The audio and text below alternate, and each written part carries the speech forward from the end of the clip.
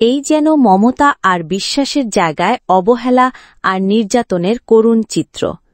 ভোলার চরফ্যাশন উপজেলায় ঘটেছে এক মর্মান্তিক ঘটনা, যেখানে মা হয়েছেন সন্তানেরই নির্যাতনের শিকার।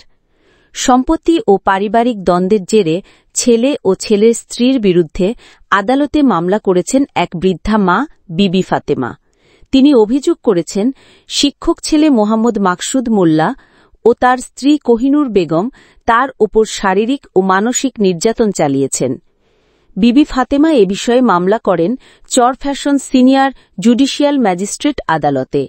আদালত মামলাটি আমলে নিয়ে অভিযুক্তদের আগামী ২৮ জুলাই আদালতে হাজির হওয়ার নির্দেশ দিয়েছেন। বিবি ফাতেমার ৬ সন্তান।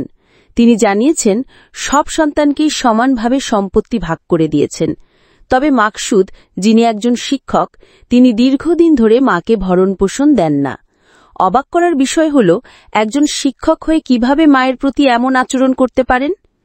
বিবি ফাতেমার দাবি, তার স্বামীকেও একসময় মাকসুদ মারধর করেছিলেন সম্পত্তির জন্য, যার ফলে তিনি অসুস্থ হয়ে মারা যান।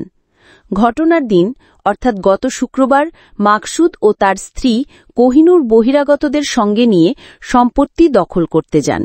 মায়ের ছোট ছেলে সফিক বাধা দিলে তাকেও মারধর করা হয়। মাকে বাঁচাতে গেলে তাকেও আঘাত করা হয়। পরে বিবি ফাতেমাকে গুরুতর অবস্থায় হাসপাতালে ভর্তি করা হয়। বাদীপক্ষের আইনজীবী জানান, দণ্ডবিধির ৩২৩, ৫০৬(২) ধারায় মামলা করা হয়েছে। মা চেয়েছেন ন্যায় বিচার, চেয়েছেন তার প্রাপ্য সম্মান। ন্যারেটর: একজন মা সন্তানকে বড় করেন অশেষ ত্যাগে, কিন্তু যখন সেই সন্তানই মায়ের ওপর নির্যাতন করে, তখন সমাজের বিবেক কেঁপে ওঠে। এখন সমাজ ও বিচার ব্যবস্থার কাছে একটাই প্রশ্ন, এই মা কি পাবেন ন্যায় বিচার? আপনি কি ভাবছেন এই ঘটনাটি নিয়ে? কমেন্টে জানাতে ভুলবেন না কিন্তু।